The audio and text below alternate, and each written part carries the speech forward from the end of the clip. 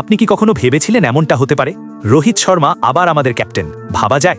চারদিকে যখন সবাই ভাবছিল শুভমান গিলের হাতেই থাকবে দল, ঠিক তখনই বিসিসিআই এমন একটা চাল চালল যে পুরো ক্রিকেট দুনিয়া এখন অবাক। নিউজিল্যান্ডের মতো শক্ত দলের বিরুদ্ধে জেতার জন্য বোর্ড আর কোনো ঝুঁকি নিতে চাইছে না। তাই তারা আবার আমাদের প্রিয় হিটম্যান রোহিত শর্মার উপর ভরসা রেখেছে। রোহিত ক্যাপ্টেন হওয়া মানেই কিন্তু অন্যরকম একটা জোশ, আর দায়িত্ব পাওয়ার সাথে সাথেই রোহিত বুঝিয়ে দিয়েছেন তিনি এবার কাউকে 1 ইঞ্চি জমিও ছাড়বেন না।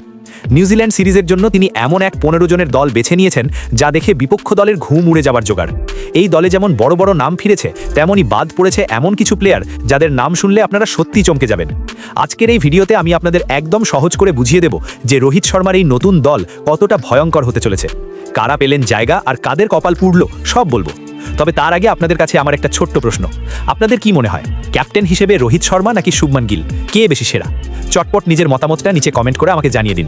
আর আপনি যদি টিম ইন্ডিয়ার একদম পাক্কা ফ্যান হন তবে ভিডিওটা লাইক আর শেয়ার করতে একদম ভুলবেন না। বন্ধুরা, সামনেই 2026 সালে টি20 ওয়ার্ল্ড কাপ, হাতে সময় একদমই কম, মাত্র 45 দিন মতো বাকি। এই বড় টুর্নামেন্টের আগে প্রতিটি ম্যাচই এখন আমাদের জন্য ফাইনালের মতো।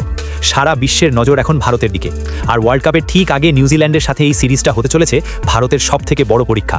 কিবিরা কিন্তু খুব শান্ত থেকে ভয়ঙ্কর খেলা খেলে, তাদের হারাতে গেলে শুধু গায়ের জোর নয়, মাথার বুদ্ধিও লাগে। আর ঠিক এই কারণেই নির্বাচকরা শুভমান গিলকে সরিয়ে আবার রোহিত শর্মাকে দায়িত্ব দিয়েছেন, কারণ তারা জানেন চাপের মুখে শান্ত থেকে ম্যাচ জেতানোর ক্ষমতা রোহিতের মতো আর কারোর নেই। রোহিত ক্যাপ্টেন হতেই দলে যেন একটা নতুন প্রাণ ফিরে এসেছে। তিনি আসতেই শ্রেয়স আইয়ার, ঈশান কিষান আর মোহাম্মদ সিরাজের মতো ম্যাচ জেতানো খেলোয়াড়রা দলে ফিরেছেন।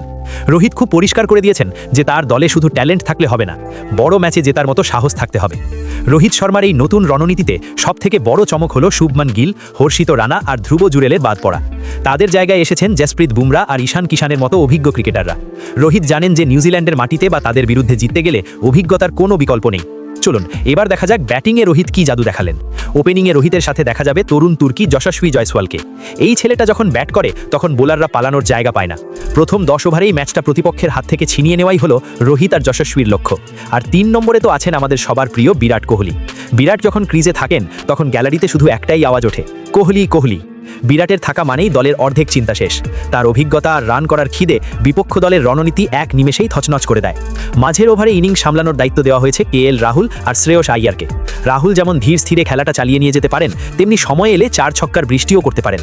আর শ্রেয়স আইয়ারের ফেরাটা মিডল অর্ডারে এক আলাদা শক্তি যোগ করেছে। স্পিন বোলারদের তিনি যেভাবে কচুকাটা করেন সেটা আমাদের সবার চেনা।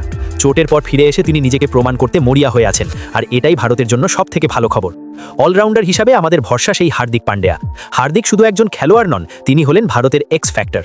বল হাতে উইকেট নেওয়া হোক বা ব্যাট হাতে শেষ দিকে ঝড় তোলা, হার্দিক সবখানেই সেরা। হার্দিক ফিট থাকলে ভারতের জয় প্রায় নিশ্চিত। আর উইকেট কিপার হিসেবে ঈশান কিষান ফেরায় একটা বাড়তি সুবিধা পাওয়া গেল। তিনি যেমন দস্তানা হাতে উইকেটের পিছনে ভরসা দেবেন, তেমনি প্রয়োজনে টপ অর্ডারে এসে বিধ্বংসী ব্যাটিংও করতে পারবেন। দলের বোলিং অ্যাটাক নিয়েও রোহিত খুব সুন্দর পরিকল্পনা করেছেন। যখন দলে জসপ্রীত বুমরা থাকেন তখন বোলারদের মনোবল কয়েক গুণ বেড়ে যায়। বুমরার সেই বিষাক্ত ইয়র্কার সামলানো নিউজিল্যান্ডের ব্যাটারদের জন্য কিন্তু হিমালয় চড়ার মতো কঠিন হবে। তার সাথে থাকবেন সিরাজ। সিরাজের সেই নতুন বলের সুইং আর উইকেট নেওয়ার পর তার সেলিব্রেশন দেখার জন্য আমরা সবাই চাতক পাখির মতো চেয়ে থাকি। সিরাজ আর বুমরা জুটি বাঁধলে কোনো ব্যাটিং লাইন আপই নিরাপদ নয়। এছাড়া লম্বা ছিপছিপে চেহারার প্রসিদ্ধ কৃষ্ণার বাউন্স কিন্তু কিবিদের নাজেহাল করে দেবে। স্পিন বিভাগে অক্ষর প্যাটেল, কুলদীপ যাদব আর বরুণ চক্রবর্তী এক মায়াজাল তৈরি করবেন। কুলদীপের চায়নাম্যান বোলিং আর বরুণ চক্রবর্তীর মিস্ট্রি স্পিন বোঝা কোনো ব্যাটারের পক্ষেই সহজ হবে না। রোহিত শর্মার এই নতুন রণনীতিতে সবথেকে বড় চমক হলো শুভমান গিল, হর্ষিত রানা আর ধ্রুব জুরেলের বাদ পড়া। তাদের জায়গায় এসেছেন জসপ্রীত বুমরা আর ঈশান কিষানের মতো অভিজ্ঞ ক্রিকেটাররা। রোহিত জানেন যে নিউজিল্যান্ডের মাটিতে বা তাদের বিরুদ্ধে জিততে গেলে অভিজ্ঞতার কোনো বিকল্প নেই। রোহিতের এই দল নির্বাচনের মধ্যে একটা পরিষ্কার বার্তা আছে, তিনি আর কোনো এক্সপেরিমেন্ট করতে চান না।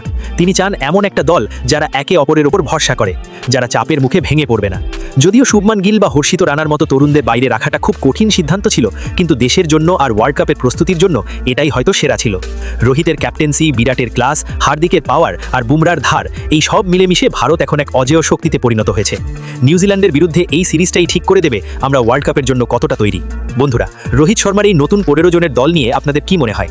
এই দল কি পারবে নিউজিল্যান্ডকে হোয়াইট ওয়াশ করতে? আপনাদের পছন্দের একাদশ কি হবে সেটা আমাদের কমেন্ট বক্সে জানাতে একদম ভুলবেন না। আজকের মতো ভিডিওটা এখানেই শেষ করছি। ক্রিকেটের এমন সব টাটকা খবর সবার আগে পেতে আমাদের সাথেই থাকুন। খুব তাড়াতাড়ি দেখা হবে পরের ভিডিওতে। জয় হিন্দ, জয় ভারত।